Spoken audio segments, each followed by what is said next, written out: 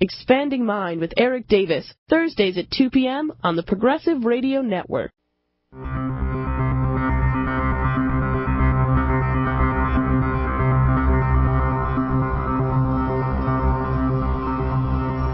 Welcome to another edition of Expanding Mind. This is your host, Eric Davis, calling this week from my home state of California. It's very nice to be back for a little bit here. It's in many ways ground zero for the modern cultures of consciousness, which we explore here on the show.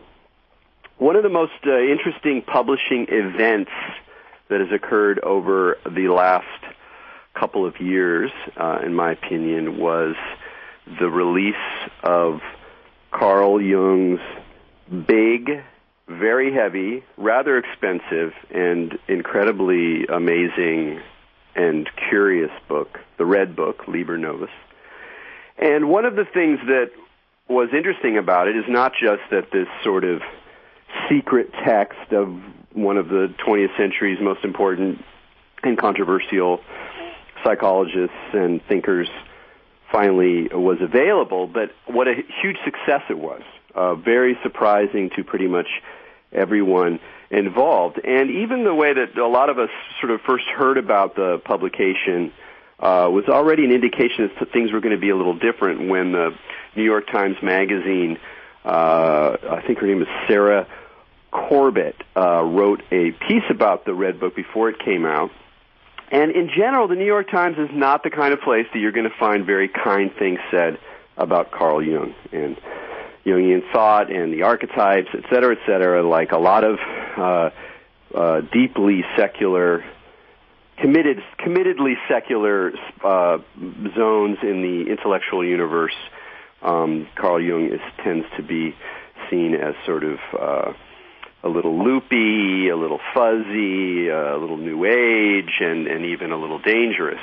But this was a very positive article that I think got a lot of people excited that would not otherwise be, and many, many, many people bought the book. I don't know what the numbers are exactly, but it went into a second printing pretty quickly. And all of that was just very interesting to me. I mean, setting aside the issue of what was actually in the book, which we're going to be able to talk about this hour with our guest, Dr. Stefan Hoeller, was just the fact that people were so interested, and it seemed to indicate something about a phase we're at with recognizing the validity of Jung's biography, his ideas, his experiences, and also I think something about the need for contemporary mysteries. The esoteric quality of the book, the fact that it came out of these very profound and in some ways very disturbing and not particularly rational experiences on his part, and that were very deeply tied to his experiences, resonate with something in people, the sense that there is a deeper level of our own experiencing of our own lives that has meaning, that drives us, and in many ways drives us more than what other people would see on the surface. So there was something about the mystery there, and the sense that something was being revealed that was both ancient and also contemporary in some way. You know, this wasn't the work of some hermetic, alchemist from the 16th century, but from a 20th century person who considered himself in many ways a scientist, even though most people would not think of him as that today. So in any case, I'm very glad that we have our guest today to help us unpack some of the mysteries of the Red Book.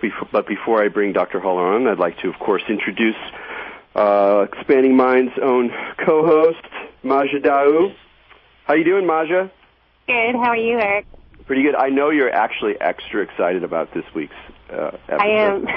It's true. You are a Red Book groupie, are you not? I am, and one of the things I think about what you were saying, Eric, in regards to like the popularity of the Red Book and how it is this bridge between ancientness and contemporariness. That was kind of like Carl Jung's deal, was to tie all this into a collective consciousness that is timeless and spaceless. And I think, a part of a big way it was done is the pictures in there. Like, even for folks that can't get that into, some of the big psychological terminology and all of the scholarliness, you can just look at the book as an object, at these dreamy pictures, and that's where I think most people connect to it. And what Jung discovered was that there is an underlying dream theme that we're all experiencing, and so you don't even have to get into all of the kind of mumbo jumbo to be able to find a connection to this book, and I think that's like probably the most powerful thing about it. Yeah, that's a wonderful point, because the images are remarkable. Well, with that, I'd like to bring on our guest, Dr. Stefan Hoeller. Dr. Hoeller, thank you for joining us today. Hello there, Mr. Davis. I'm very happy to be on your show, and thank you very much for having me. Wonderful. Well, in addition to being a scholar of Jungian psychology and Gnosticism, you're the Regionary Bishop of the Eccelsia Gnostica, an actual Gnostic church, and you've been doing that for quite a while there in Los Angeles. For about 50 years. Yeah, and so I guess one place I'd like to start is just how your interest in Jung has been part of your career in Gnostic spirituality, like as part of your work as a Gnostic spiritual leader.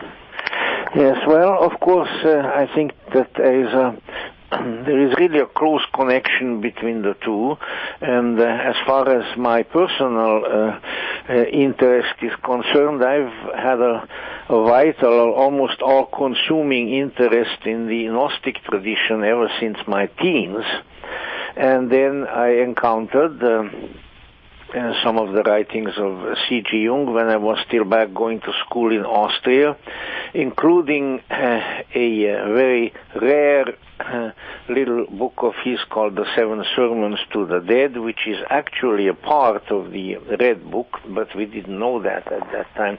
The only portion of the Red Book material that he had ever allowed to be published, although it was published privately, and primarily on the basis of that material, I became convinced that really Jung was a kindred spirit, that he was a modern Gnostic, and that he and his work had to be definitely included in my self-declared curriculum, as it were, of Gnostic studies. And I kept that up throughout my increasingly long life. Well, can you just tell me a little bit about what would make a modern Gnostic? People use the term very loosely. Thomas Pynchon is Gnostic, and Philip K. Dick is Gnostic, and William and Burroughs. It's often used because it has this dimension of personal illumination associated with it. It has a dimension of kind of controversy or heresy, et cetera, et cetera. So it's a widely used and abused term. For you, what makes someone an authentic modern Gnostic, someone like Jung or others? Well, I would say that certainly one requirement, or at least a very useful commodity in being a Gnostic, is to be familiar with the Gnostic matrix of thought as a tradition. We have available to us now a rather large number of original Gnostic scriptures, which were actually discovered pretty late in history, in the late 1940s, but which are now generally available and have been commented on a great deal, the so-called Nag Hammadi library, in addition to a few other scriptures. And so we have a fairly good knowledge, if we wish to avail ourselves of it, of the actual tradition that came to be called Gnostic, and which in various ways is still with us. Now, of course, there is always a possibility of using these terms in a very loose, in a very latitudinarian fashion, and that has its own merit. But I think it's really much more important to be aware of the the nature of the Gnostic tradition itself, and that requires a certain amount of study and reading and so forth. Well, one way to tie it in is just with the question of Jung is the role of experience, is that even though, of course, there are mystical experiences and transcendent experiences that are part of Catholicism, that are part of Protestantism even, and of course all the world traditions have their own forms of it. There's a particular emphasis on direct experience, or on a direct unfolding, or even download, you might even say, using contemporary terms, in the Gnostic tradition. And this seems to be related with Jung to the fact that the core, or the root of the Red Book, is not just a concept or even a set of dreams, but really an extraordinary event in his life, or series of events. So I'd love to hear you talk a little bit about that, the role of experience, even sometimes frightening and overwhelming experiences, in the Gnostic exploration. Almost the other side, if one side is the study and the understanding of this matrix of information, which we have so much of today, there's also a side that really, puts your own experience on the line. Yes, of course, let's say the study of Gnostic scriptures, at best, or what it can do is point toward the nature and the necessity for Gnostic experience, and also perhaps often presents a framework, a kind of a worldview, a psychocosmology within which one's experience can find its place and can become understood. So that is certainly true. What we need to keep in mind is that the very core of the Gnostic tradition is based on the Greek term gnosis, has to do with a liberating knowledge. So it is not just knowledge that informs, it is knowledge that has a profound, what nowadays we would call probably psychological effect on the human personality, and that liberates the human personality from various forms of confinement and bondage, both physical and psychological, which afflicts us here on earth.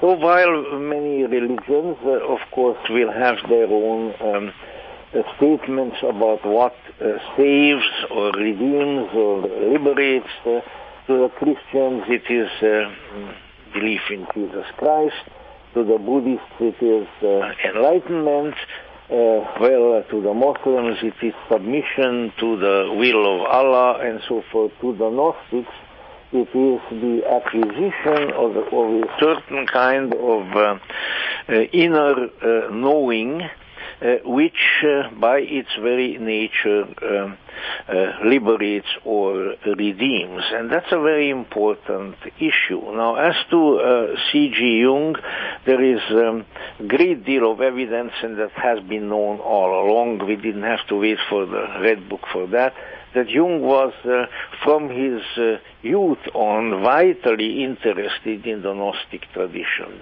That was really his primary interest as far as early spiritual philosophies were concerned. The secondary ones being Hermeticism, which is very closely related to that Neoplatonism, and later on in his life, Kabbalah. And of course he was interested in these disciplines not primarily from an intellectual point of view, from a conceptual point of view, but because he felt that these traditions were based on the kind of liberating spiritual experience which he himself was seeking, and which at a certain point, right at the time when the Red Book was written by him, he apparently received in considerable measure. Well, and I'd like to talk about that experience a little, because many really refer to the Red Book as a chronicalization of Jung's kind of descent into madness. And there is this tentative danger involved in those extreme spiritual experiences. And, you know, part of it, and even Jung kind of cautioned against going to great depths here, although it's necessary. It's that kind of shamanic death, really, that one experiences to kind of get into that numinosity. What do you think? Do you think that it was a kind of descent into madness, or how would you describe what Jung kind of went through with that experience? To the extent that, let's say, many psychotic, many deranged people do descend into the unconscious, as depth psychology calls it, and then have a hard time getting back from it, or maybe never come back from it at all, remain in a deranged condition, to that extent that there is a minor similarity. But of course this issue has come up, you know, in all along since the publication of the Red Book and all the various meetings that were held.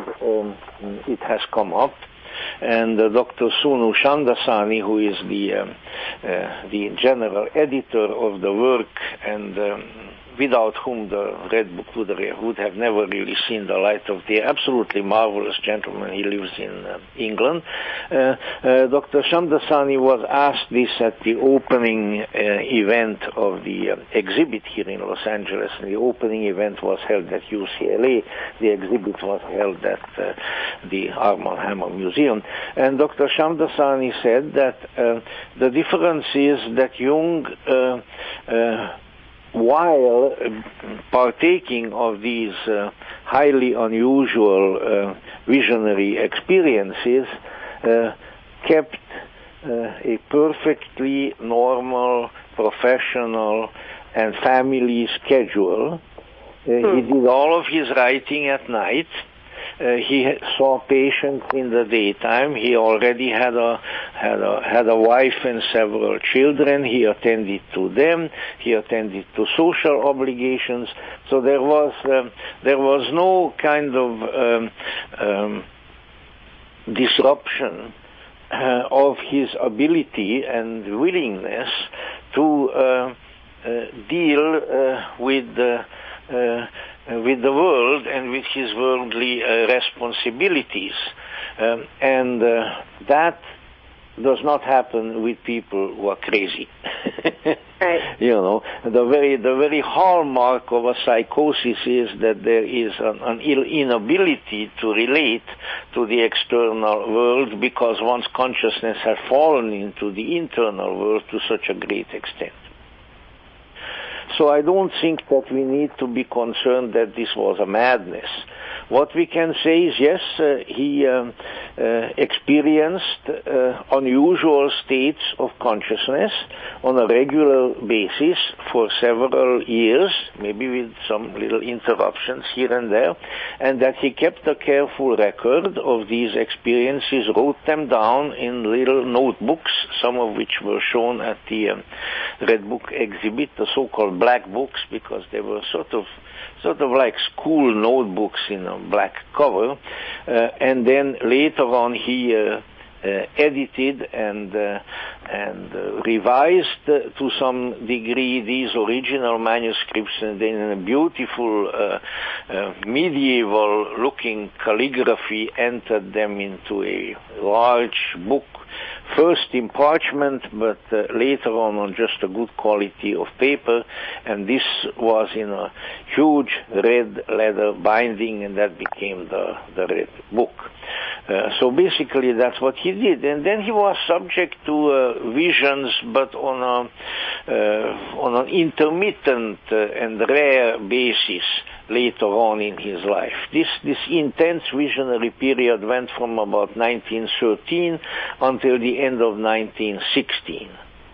But he made occasional entries into the Red Book throughout the course of his life. Well, I'm really curious to hear. There's so much, there's so much going on in the Red Book, and obviously we have definitely, yes, so much time. Before, asking you about some of the things that you think are most important, or that maybe people are not picking up on. I'd just like to hear a little bit about your experience of studying it. You know, at some point, you, after decades and decades of study on precisely this kind of material, finally get the book in your hands, and you get to spend, you know, weeks and weeks with it. Talk a little about what that experience was like. What was like for you to open it up? All right, I'll be happy to. When the Red Book first appeared in print, and also in the exhibit of the original book was in New York City, and that was in October 2 years ago. And I was in Budapest, in my native city, when that occurred, so I couldn't go to the opening, so to say, in New York. But as soon as I got back to Los Angeles, I received a copy, and I started working with it, and I immediately went to work with the end in mind and in view to present lectures on the subject. And I did give a series of 13 lectures, each about an hour and 45 minutes long thereafter. And so after an initial overview, I went through the book chapter by chapter and preparing the lectures. And I must tell you that, I have been reading unusual literature ever since I was able to read, and I have never read anything like this. I never had any experience of this sort. I usually worked on the Red Book about 3 to 3.5 days a week. And during that time, much of the time, I sort of was in an altered state of consciousness myself. I had to stop and get up from the table and walk around a little, because I would be seeing things in the air and all sorts of things of that sort. But I assure you, I didn't become psychotic. I went back and worked some more. But I must say that if one, I think, truly concentrates on this material and realizes that you are dealing with something truly powerful, and I don't like to use the word, but transformative, then it definitely has a very, very powerful effect on you, and it certainly did with me. So I was in a strange state when I was working with it. It took me almost a couple of days to sort of get out of that mindset. Didn't affect my dreams very much, but certainly almost like being in a waking dream. It's a highly, highly unusual work. So talk a little bit about what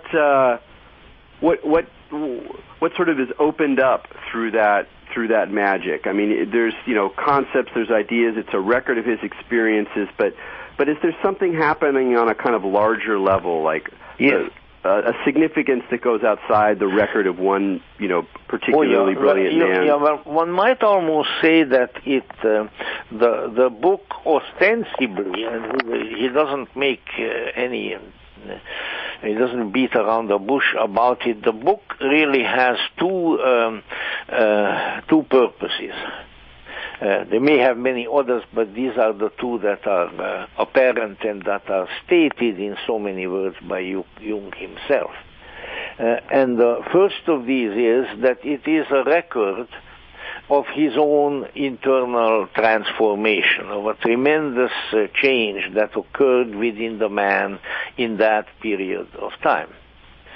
So that's in itself very, very exciting and very valuable, because after all, we are also, let's say, striving for, many of us, and hoping for transformations of perhaps a somewhat similar nature, and this can be an example for us, at least to some degree. And the other is a little more mysterious and maybe also a little more controversial, and that is that it is also a book of prophecy. And not just prophecy in the sense of a prophet who talks to God, but really prophecy in the sense of forecasting both in general and in sometimes in specific terms certain developments, primarily spiritual developments of the future. And in fact, that is how the book starts. It starts with about 4 quotations in Latin. The book is written in German. And that helps me a great deal because I was educated in German language school, so, I can go back and forth from the really very excellent translation that they have. I mean, I'm very critical just because I have a fair knowledge of the German language, but I think the translation is very, very good. And so I can go back and forth from the English translation to the German text, and some little passages that he considers to be sort of particularly archetypal are in Latin, and then there are individual words and names in Greek, but it's basically in German. But the book starts with 4 quotations in Latin from the prophet Isaiah, who of course is, the chief of the 4 major prophets of the Old Testament, and then 1 quotation from the Gospel of John. And all of these quotations are the ones that are generally by, Christian Bible people regarded as forecasting the coming of the Messiah. And then he goes on from there, and there is also a very interesting picture right at the very beginning of the book, which in itself is a clue, let us say, to the prophecy. And then after that, sort of mixed into the text where he tells of all of his visions, of transformative visions, his initiations, his encounters with various amazing sort of spiritual figures, and so forth. There are scattered prophetic references about the future. So these are really the 2 elements, and the prophetic part sort of bothered me a little because I'm very suspicious of predictive prophecies. After all, we all lived through the 60s, when the age of Aquarius was happening, and everything was going to change into something absolutely glorious, and of course it did nothing of the sort. And that's kind of the way many of the predictive prophecies of the world work. Namely, they don't work.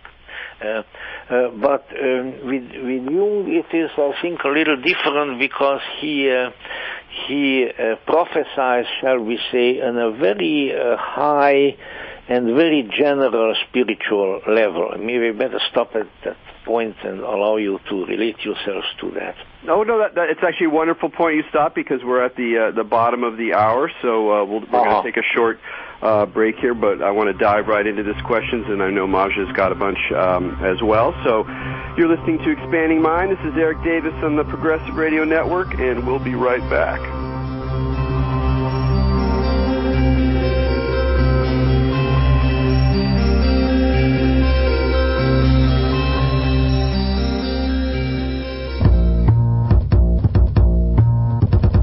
You're listening to the Progressive Radio Network, your number 1 source for progressive commentary.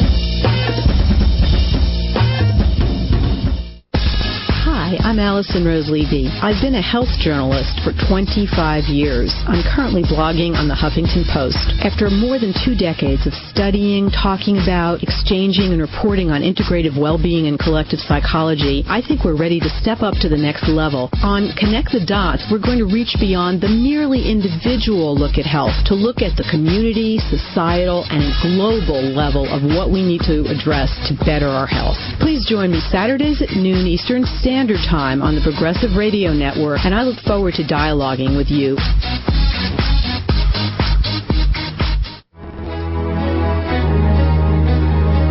Don't miss out on Dr. Michio Kaku's weekly show, Explorations.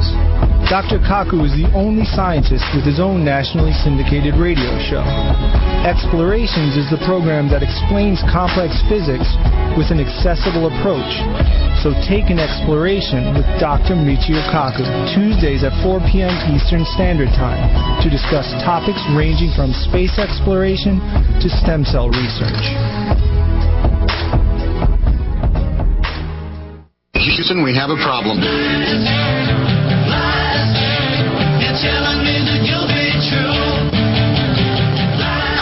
Christiane Brown. In today's 24-hour news cycle, most people get about a minute of real truth. Not on the Solution Zone. Every week, I bring in America's best-known activists, bloggers, authors, and politicians to uncover the hidden issues that help separate the truth from the spin. The Solution Zone with Christiane Brown every Wednesday at 3 on Progressive Radio Network. You are listening to PRN, Progressive Radio Network.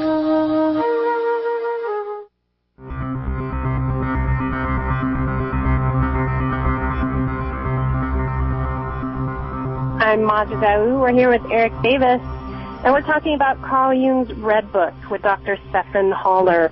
And before the break, Dr. Hoeller was talking about that kind of spiritual legacy that gets left when something like this is presented, and he was talking about his own experience of altered consciousness. And I was just curious, there's some context to this that I kind of found in some of my research. I discovered a fellow named Herbert Silberer. Oh, yes. Yes, I know some about him, yeah. That's right. He worked with Freud yes. kind of almost previous, but also around the same time as Jung. And in fact, he wrote one of the first books on alchemy and psychology and then presented it to Freud. That's right. And in fact, when he split with Freud, he then committed suicide and kind of had a little bit, from what I understand and have read, although there's not much material on it, a sort of similar experience that Jung did during the Red Book, which I just find fascinating, that he would have kind of previously had like similar circumstances and then dove into it, and then Jung would kind of do that. And there's that connection to actually just exposure to the Gnostic Hermetic material, you know, not to discount Jung at all, certainly in his own personal experiences of it, but there is this tradition of witnessing this material and then having that affect your consciousness in this spiritual modality, which, you know, as you said, you experience just from reading the material and looking at the pages, that it unlocks or unleashes this spiritual experience. And I was just curious if you personally, I know you experienced that, did you witness any kind of a shift in the collective consciousness when the book came out? Like, did you talk to other people who had similar experiences as you? Well, I certainly have talked to a lot of other people. You know, I went to many of the events at the museum where the exhibit was, and there were events, lecture kind of events practically every evening. Some of them I wasn't all that crazy about, but then, you know, a lecturer is usually hypercritical of other lecturers, as you may have noticed yourself. Yes. Since you are one, and a good one at that, if I may say so.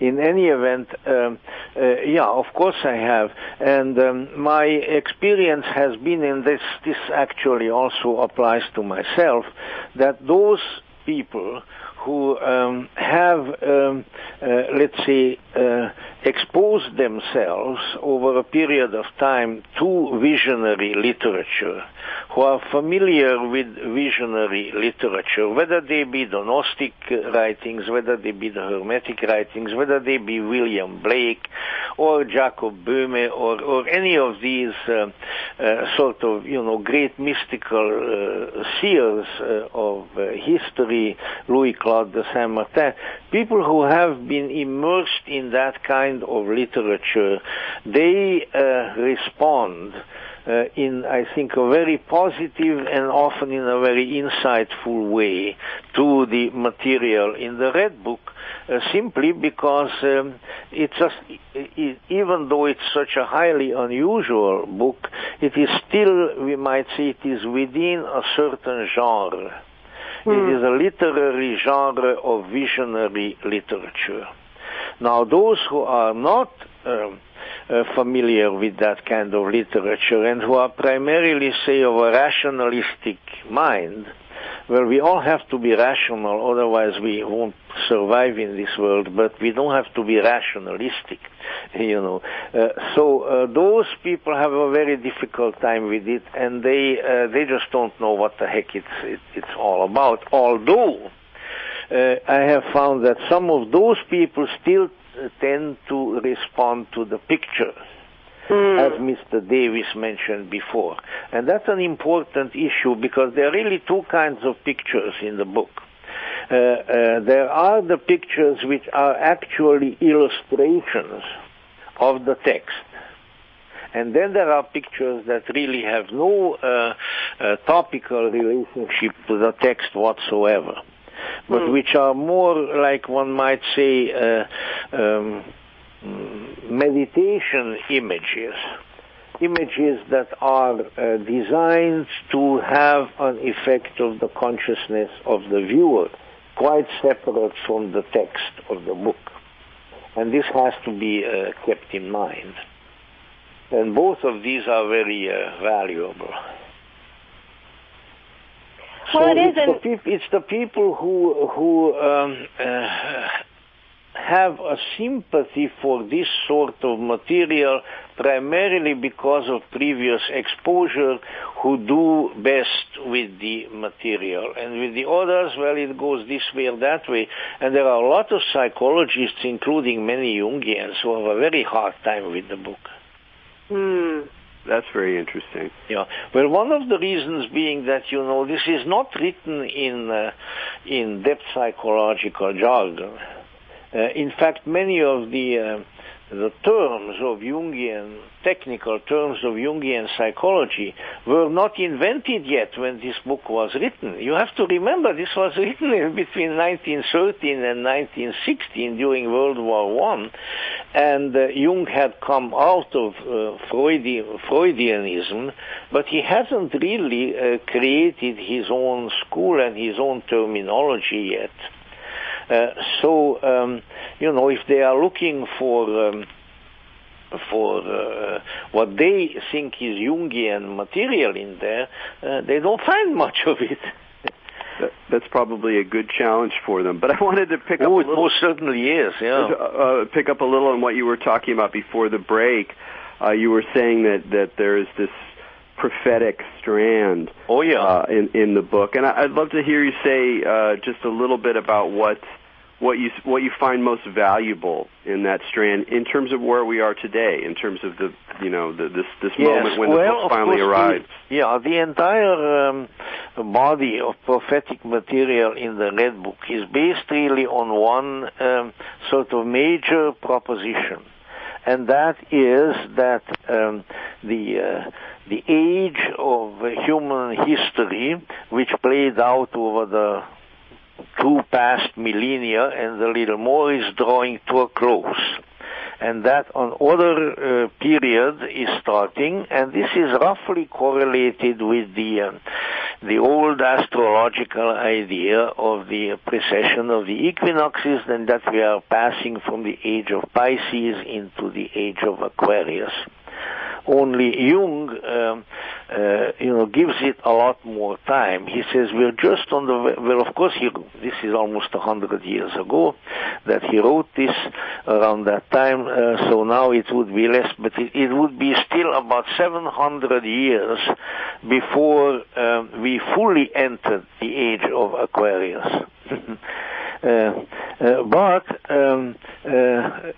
He also says that these astrological considerations do not cause the changes in the world consciousness, but they are merely synchronistically related to them. And then he goes on, about, let's say there are various points that one can summarize. One of them is that in this new era, there will be a new religion. And he uses the term religion all the time. and it will not be, let's say, a post-religious era. It will not be even a post-Christian era, because it will draw still some on the previous religious framework, but the keynote will no longer be belief or even good works, but rather an internal transformation. So that the kind of transformation that Jung went through when writing the Red Book will be the task of all people. That will be the very important part of that new religion. And then there's a very interesting statement which most people don't relate to. If you read the book, they just kind of pass over it, where he says that the process of transformation required of the human being in this regard, in the new religion, will have 3 steps or phases, and they are, as he puts it, war, magic, and religion. And he does not, of course, he wrote this during World War I, which certainly was a heck of a war, but that's not really the kind of war he's referring to, except symbolically. He means that conflict. Internal conflict, and the conflict that sort of breaks down the old forms and in the psyche and all that. Then the magic is sort of a period of just what it says, of wonder and amazement and respect for the wondrous things that one can experience primarily in the mind, and then there would come actually as he puts it, a religion. And when it comes to the religion, there the main emphasis seems to be on a different, and at least to us, new God concept or God image. And that God concept, which actually was there to some degree among the old Gnostics and so forth, but that God concept is the God within. So that the God is no longer worshipped out in the sky or somewhere else, although, let's say, the utter transcendence of divinity is still recognized, but in addition to that, there is an immanence in the very core of the human being.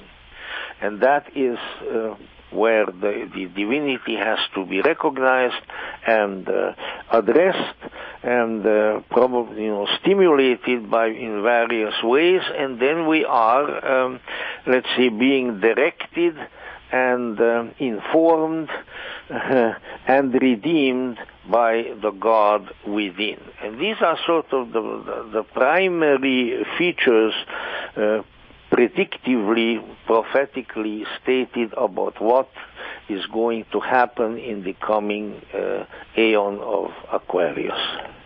Were those progressive stages, Dr. Hoeller, like the conflict comes and then the magic and then this new way, or are they all happening at once? Yeah.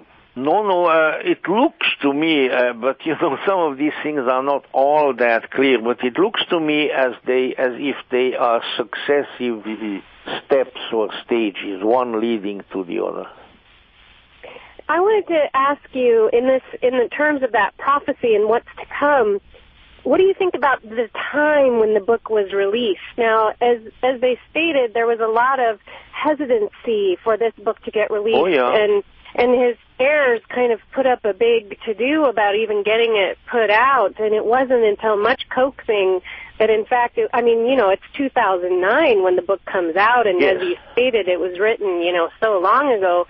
What do you think about it being released now? Do you think that's pertinent to the time we're in, and that it was, not released until now because it would have this effect? Yeah, these are, of course, again, rather tenuous issues.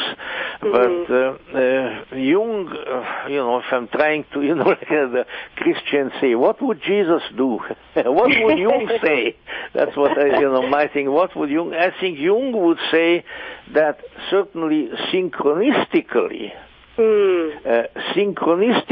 this was the right time. This is what the Greeks call the kairos. There is a right time and the wrong time for everything. And when we do something at the wrong time, it doesn't work out. If we do it at the right time, the chances of it succeeding are much, much greater. And so I think that definitely this was, and maybe still is, a kind of cut when this could take place, when it could happen. And so he was definitely, he was interested initially on publishing right after he wrote it. And then he was advised by the few people whom he allowed to read the book, and I guess perhaps advised by his own inner self, no, you don't do this. This is not the right time to publish this. And so it took this long before that became possible. And of course, outwardly, there were all kinds of external things that Dr. Samdasani came along, who had a very good, who gained the confidence of the Jung family, basically, because they owned the book. And he persuaded them that this should be done.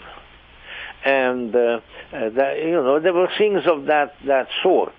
That are external circumstances, but the external circumstances may have fitted into an invisible matrix, which you probably are referring to, of a synchronistic situation which was favorable for releasing this material at this time. Well, what do you think about the times a little bit, since we're in prophecy mode? How do you think that these streams of the God within, of the sort of visionary literature tradition, how do they speak to this Kairos moment that we're in? How do they feed into our current conundrum?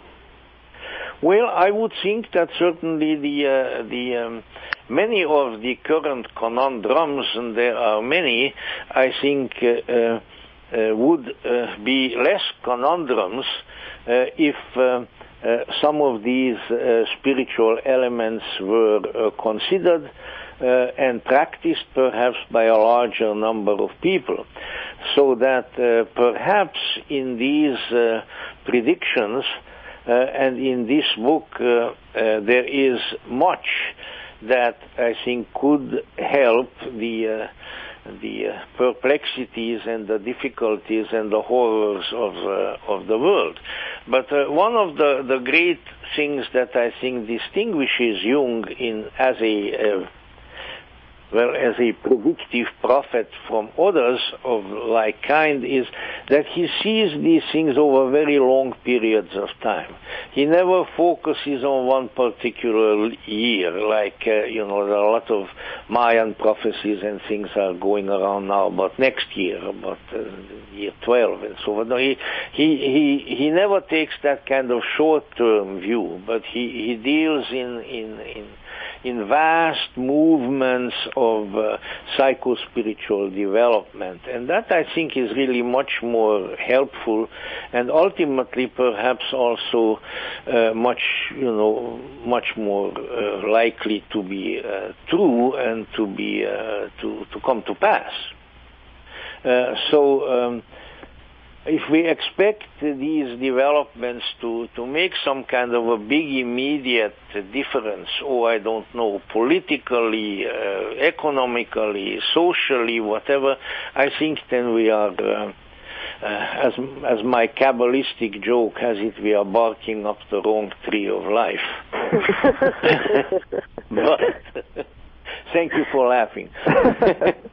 But if we can take that wider view, then I think we have something very valuable here.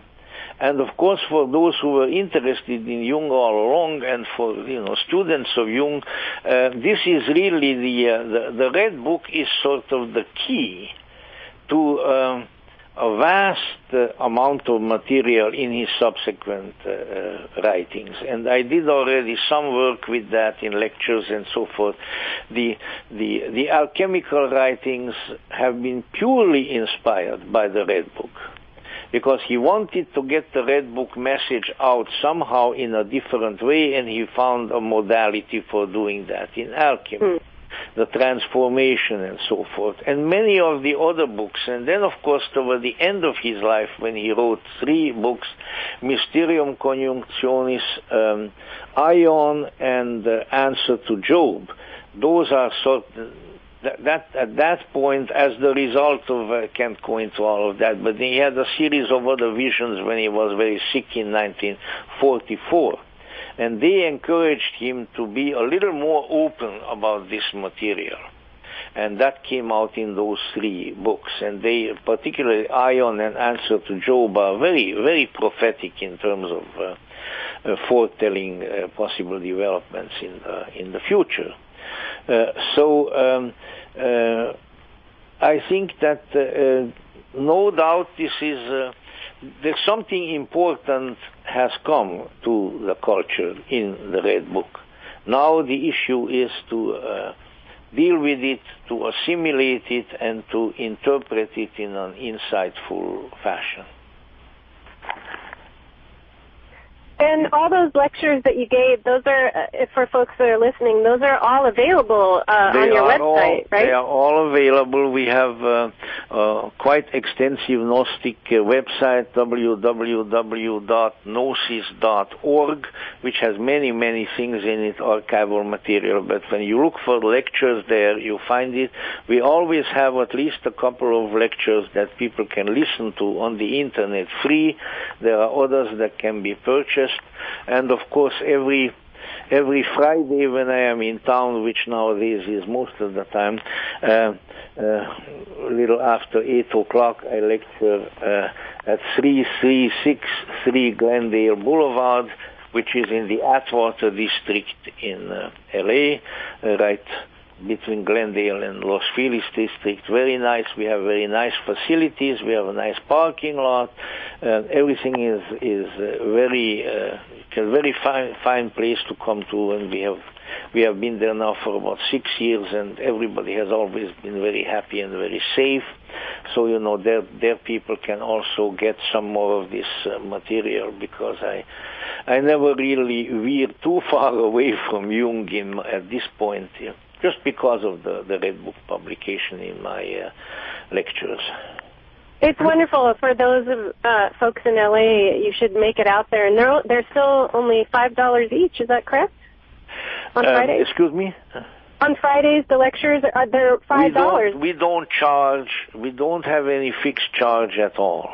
Oh, just donation. So it's a completely free will situation.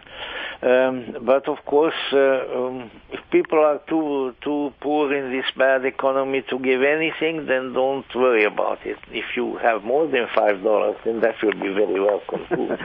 I wanted to ask you one question, even though we only have a few minutes left. One thing that I've always been interested in your work is that there are a lot of spiritual people and scholars who are very interested in the traditions associated with Gnosticism and Hermeticism and the currents that run through even the Catholic Church. And there's a certain kind of traditionalism that's very attractive for people who are into this kind of material. And some of them wind up with very conservative worldviews in the sense of politically, that in the old days there was a hierarchy, and now with democracy it's a big mess.